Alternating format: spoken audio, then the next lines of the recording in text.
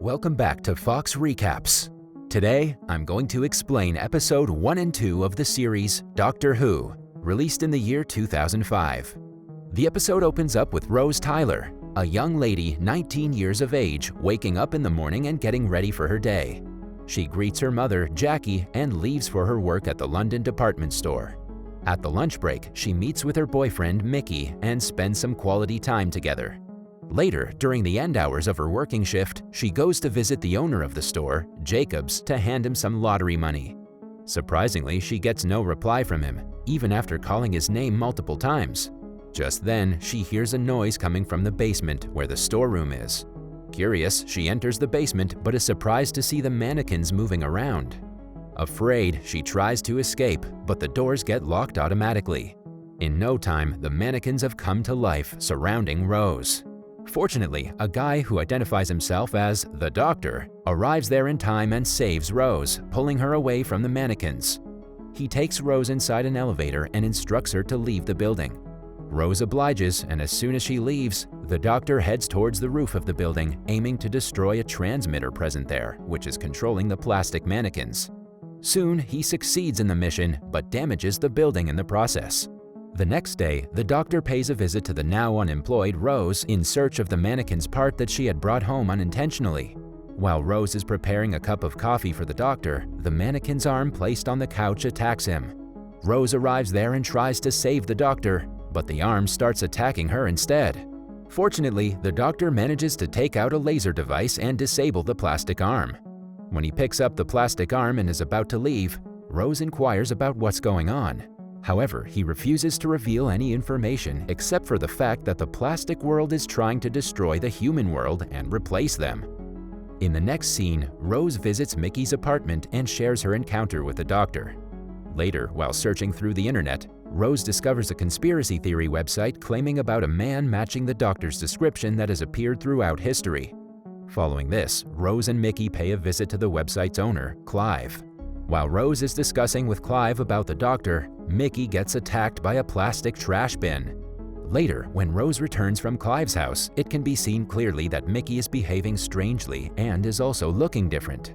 In the evening, while Mickey and Rose are inside a restaurant ordering their dinner, Mickey inquires with Rose about the Doctor and his plans. Surprisingly, the Doctor arrives there and attacks Mickey, who is revealed to be made of plastic.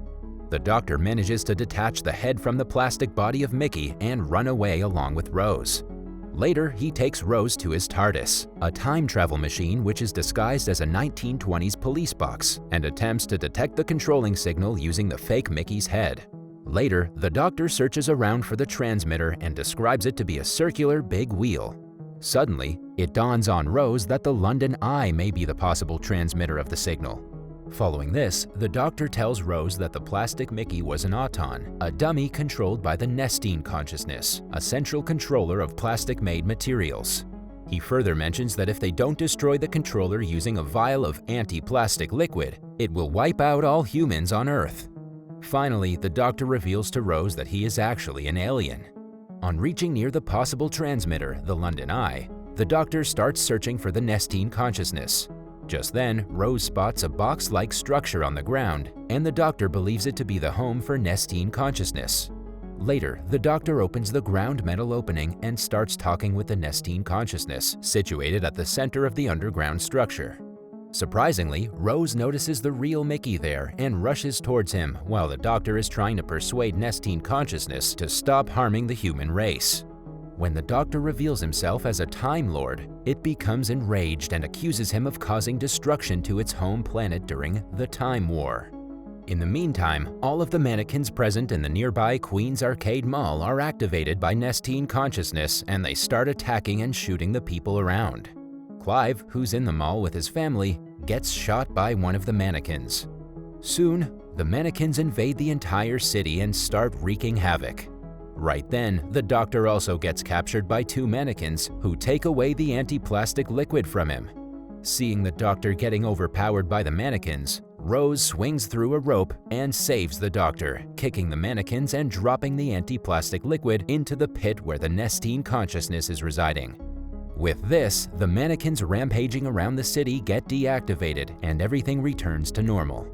After escaping the underground structure with Mickey in the TARDIS, the Doctor promises Rose further adventures with him. Rose initially refuses because she's worried about her mother and Mickey, but after the Doctor reveals that the TARDIS can travel in both time and space, she eventually joins him. The next scene begins with Rose and the Doctor talking with each other inside the TARDIS. The Doctor inquires with Rose about how much further in time she wants to travel. At first, the Doctor takes her to 100 years in the future, but when Rose wishes for more, he adjusts the machine to 5 billion years in the future. Following this, he asks her to check the surroundings outside, and when Rose opens the door, she finds herself in a room with a screen attached to it. The Doctor enters the room and unlocks the screen with his ID. In the screen, he shows Rose about the Earth going to be destroyed due to the expansion of the Sun. In the next scene, the Doctor takes Rose to an extraterrestrial's portal observation deck to observe the Earth's destruction. They're on an orbiting space platform with a group of invited guests who seem to travel from one cataclysmic event to another. The Doctor shows a fake ID to Steward, the operational manager of the space platform, and surprisingly, he believes it to be true. He then welcomes the Doctor and Rose onto the platform and makes them introduce themselves to other guests there. The Doctor interacts with each of the guests and even flirts with the head of the tree group, Jabe. Following this, the Doctor meets with the adherent of the repeated meme group, who hands him a round metal ball as a token of love from their side. Last but not least, the Doctor and Rose meet with the last human alive, Cassandra, who is only skin, with a face in the middle, attached to a frame. She claims to have lived over 2,000 years, performing a lot of surgeries on her body to maintain her beauty. Seeing her, Rose gets curious and decides to have a 360-degree look of her. Cassandra then plays music in an iPod, describing it as the finest storage of music ever produced by humans.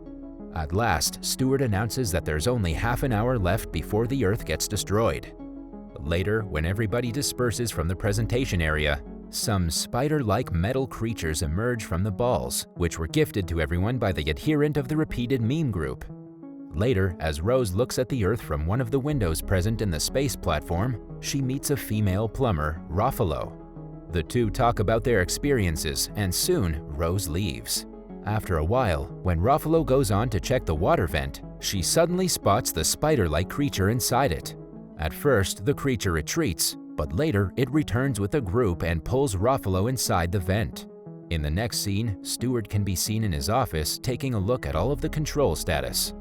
He spots some irregularities in some parts of the platform and announces the department staff to report to his office. Meanwhile, Rose is inside a room looking at the planet Earth. Shortly, the Doctor also arrives there and the duo has a short conversation. Knowing that the Earth will be destroyed in less than 20 minutes, Rose tries to call her mother, but gets no signal inside the portal. Luckily, the Doctor provides her with a special battery, which finally allows her to call her mother. After ending the call, Rose realizes that she just talked with her mother from 5 billion years in the future. Right then, a slight turbulence is felt in the platform, and the Doctor feels it to be somewhat unusual. Steward, on the other hand, announces the turbulence to be small gravity pockets and requests the guests to not panic. In the meantime, one of the spider-like creatures approaches his desk and clicks a button from his keyboard, disabling the sun filter present outside the portal.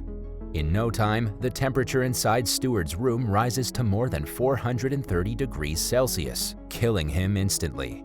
At the same time, the Doctor realizes something fishy is going on and decides to have a look at the Platform 1 control system with the help of Jabe. After some time, the Doctor successfully manages to open a door to the mainframe of Platform 1 and spots the spider-like creature running away. He controls it with his special laser tool and brings it back to the presentation room where all of the guests have gathered. In the next scene, an announcement is made about the deactivation of the sun filter, causing everyone to panic. The Doctor tries his best to take control of the system and reactivate the sun filter, but fails. Suddenly, he remembers Rose and rushes towards her to keep her safe from the high temperature of the sun rays.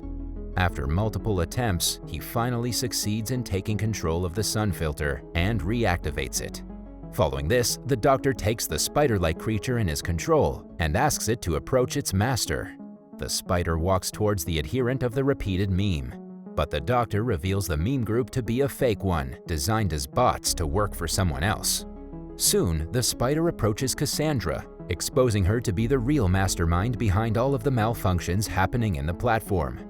Cassandra also accepts the accusation and mentions that her spiders have the control of the central control system and will soon have the platform destroyed. The doctor reminds her that she will also die if the platform gets destroyed. But just then, Cassandra uses a teleportation device and escapes. Now, there are only 2 minutes left for the destruction of the Earth. The doctor decides to give it one final try to bring back the central control system to normal and asks Jabe to help him. Together, Jabe and the doctor enter the central control room and spot a switch to reverse all the malfunctions. But the way to the switch is blocked by a number of big rotating metal fans. Jabe takes control of the fans and asks the doctor to reach the switch and save the guests.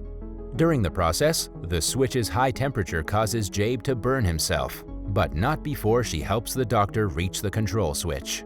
The time is finally up and the Earth gets destroyed into pieces.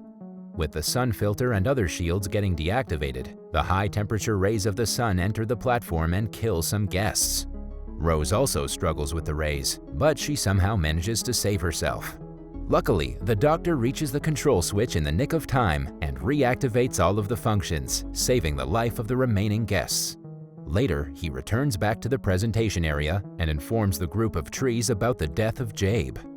He then finds the teleportation feed that Cassandra used and reverses it to bring her back to the platform. Because the temperature is still high inside the platform, Cassandra's skin starts to burn, and she is ultimately killed. In the final scene, Rose stares at the destroyed Earth and laments on not being able to see it one final time. After this, the doctor time travels and brings Rose back to the present Earth where everything is normal. He then reveals himself to be a Time Lord and mentions that he is the only survivor of his race, as his planet was destroyed in a war. He also asks Rose if she would like to return home, as traveling with him is dangerous. However, Rose mentions that time traveling is fun, and the episode ends. That was all from the video. I hope you liked it. Subscribe for more content like this, and hit the like button to help us out. Also, leave a comment if you want us to recap your favorite movie. Until next time, take care.